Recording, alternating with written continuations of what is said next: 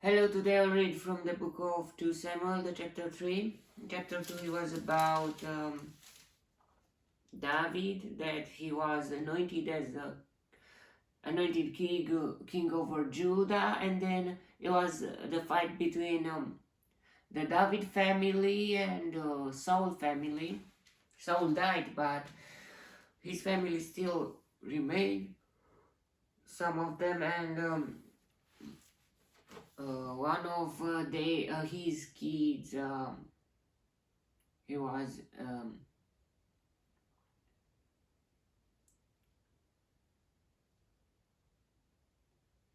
anointed as a king of Israel without Judah. I mean, yeah, the other part of Israel.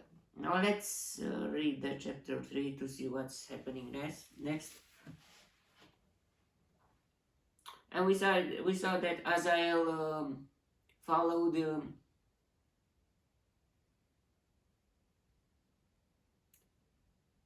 Abner, and Abner he told him, he warned him, do not follow me, but he didn't listen, and then he killed him.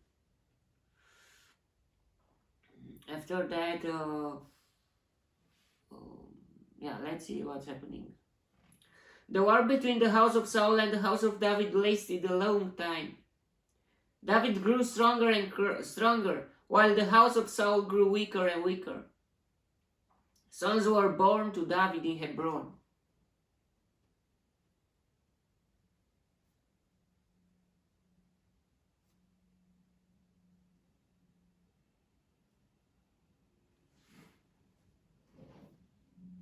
His firstborn was Amnon,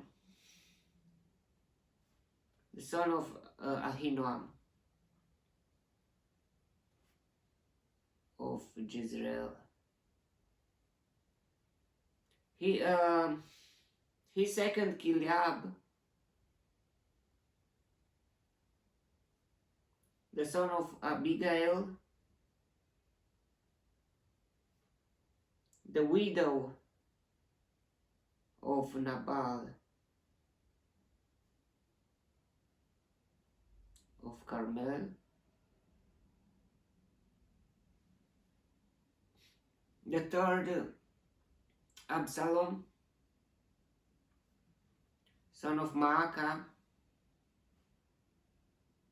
daughter of Talmai, king of Geshur. The fourth, Adoniah,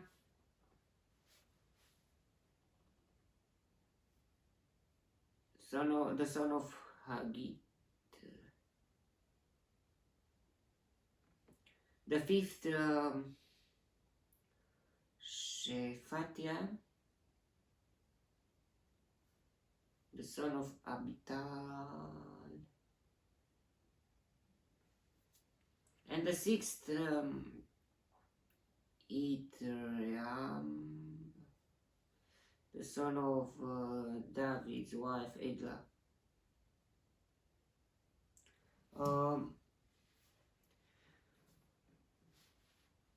These were born to David in Hebron.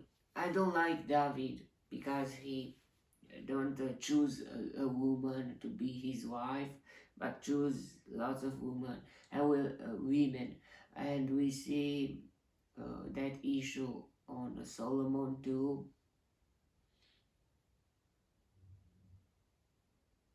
And that is not a honor.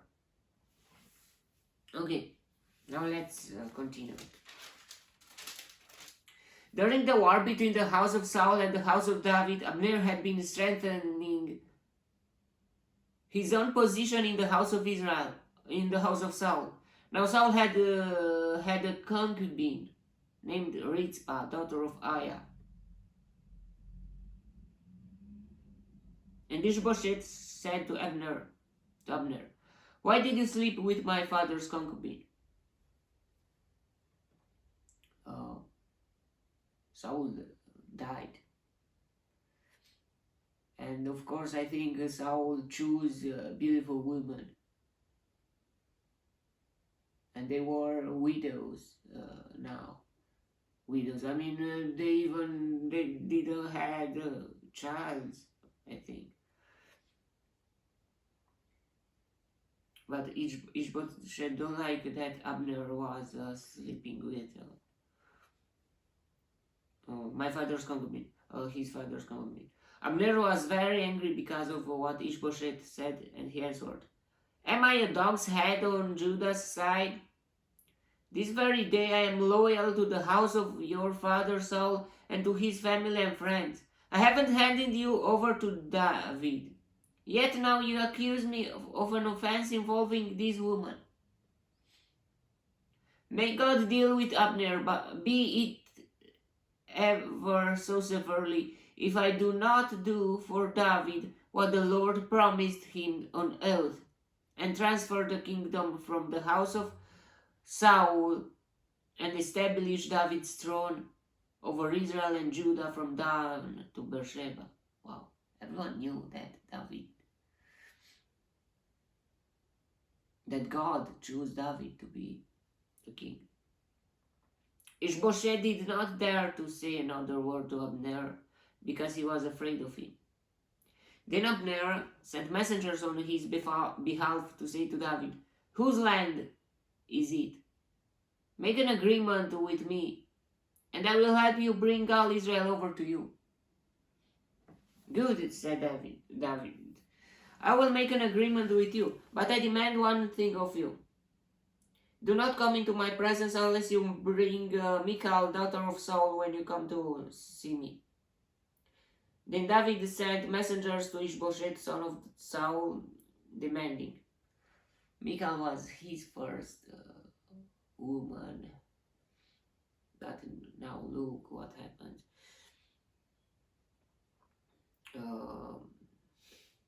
Sent messengers to Ishbosheth, son of Saul, demanding, "Give me my wife Michal, whom I betrothed to myself for the price of 100 Philistine foreskins." So Ishbosheth gave orders and had her taken away from her husband Paltiel, son of Laish. She was given to another man, but he was illegal. I mean, David, he was David's wife. Her husband Paltiel, son of Laish. Her husband, however, went with her, weeping behind her all the way to Bahrain. Then Abner said to him, "Go back home." So he went back. Abner conferred with the elders of Israel and said, "For some time you have wanted to make David your king. Now do it. For the Lord promised David, by my servant David, and I will rescue my people Israel from the hand of the Philistines and from the hand of all their enemies." Abner also spoke to the Benjamites in person. Then he went to Hebron to tell David everything that Israel and the whole house of Benjamin wanted to do. When Abner, who had 20 men with him, came to David at Hebron, David prepared a feast for him and his men. Then Abner said to David, "Let me go at once and assemble all Israel for my lord the man, the king, so that they may make a compact with you, and that you may rule over all that your heart desires." So David sent Abner away, and he went in peace.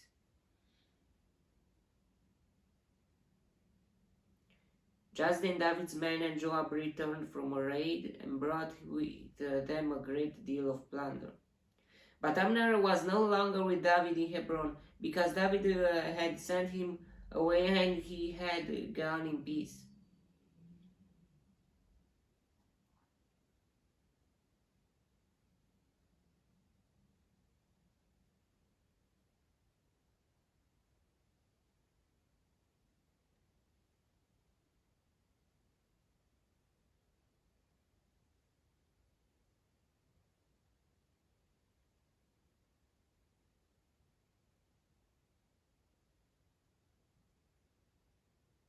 I'm thinking about what read.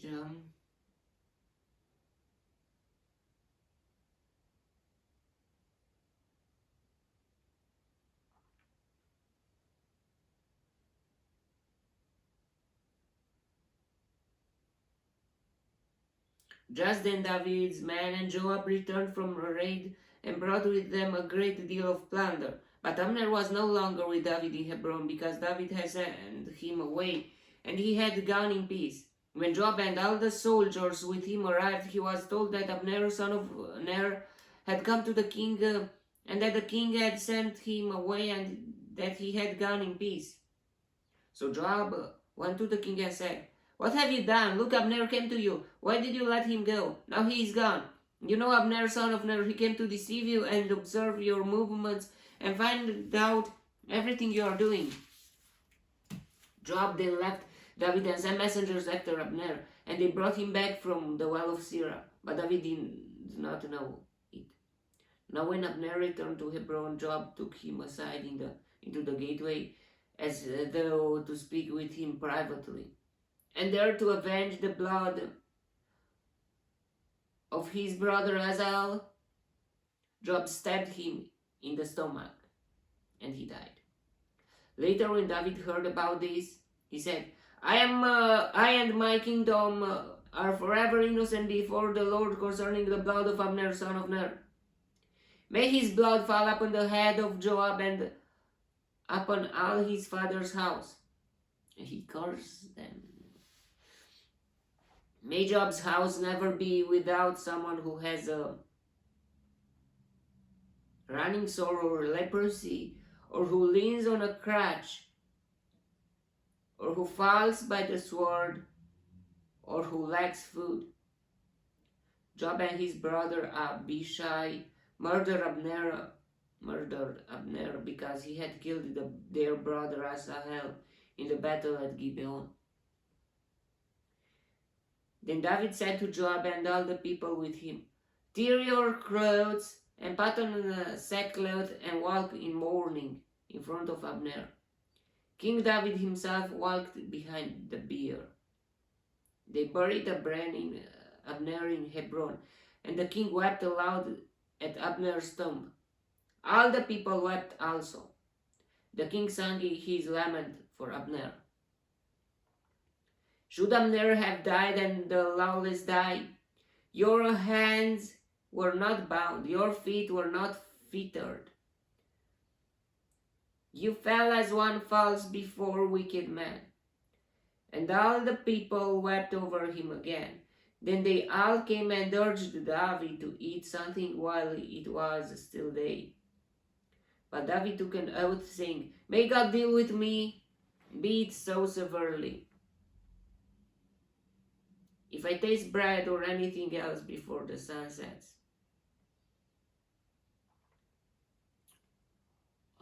David is angry of what happened. And Joab killed him to revenge his brother. But it wasn't the moment. Now it never was a moment for that, but it should never be. It should have never, or but it was the worst moment. I mean, Abner wanted to help David now. All the people took note and were pleased indeed. Everything the king did pleased them. So on that day, all the people and all Israel knew that the king had no part in the murder of Abner, son of Ner. Then the king said to his men, "Do you not realize that a prince and a great man has fallen in Israel this day?" Abner was a great leader. He wasn't the king, but he was a general of army or something like that. After Saul died, he was there.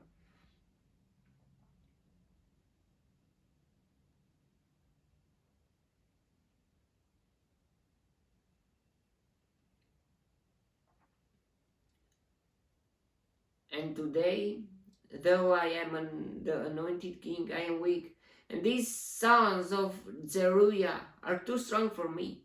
May the Lord repay the evil doer according to his evil deeds. Yeah, okay, that was the chapter.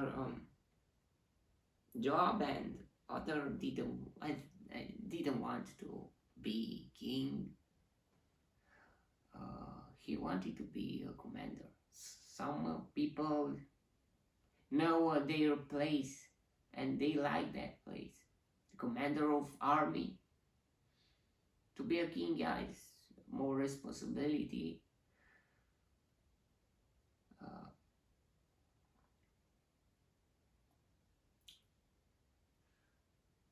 okay, that was the chapter. May the God bless me. What can I learn from here is it's history. We saw what happened.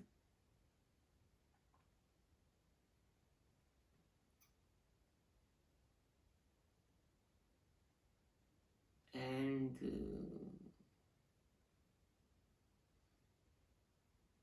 yeah, I don't like that David cursed Joab.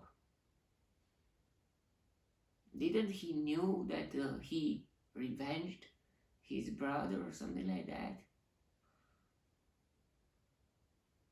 I don't like David on this. You better shut up. May the God deal everything. Don't get involved. Like cursing. You can just say, may the God deal with you or something like that. But don't get involved in like that.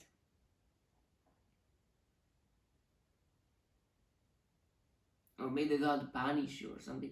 And you decide that God to do something on his will, but not on your nerves. Or yeah, it's very weird because words spoken could be real if they are from real motivation.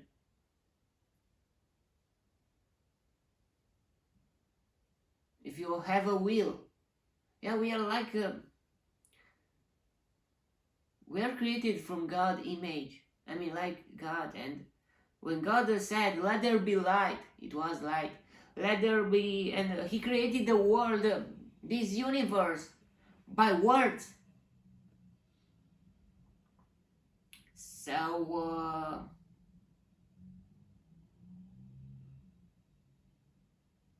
we should be very careful or of what we are saying, because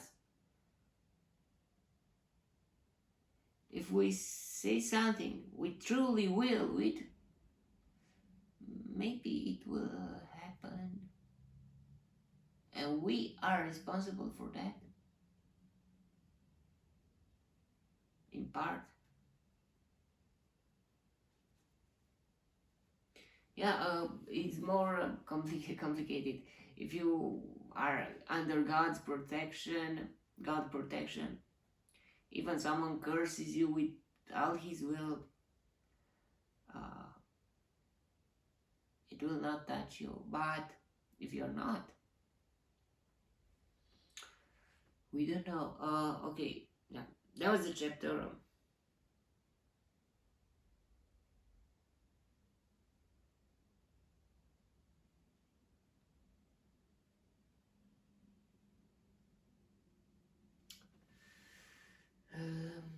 Okay, may the God bless me, protect me, and delight me in the next chapter too. And if you want to listen there too. God bless you all and goodbye.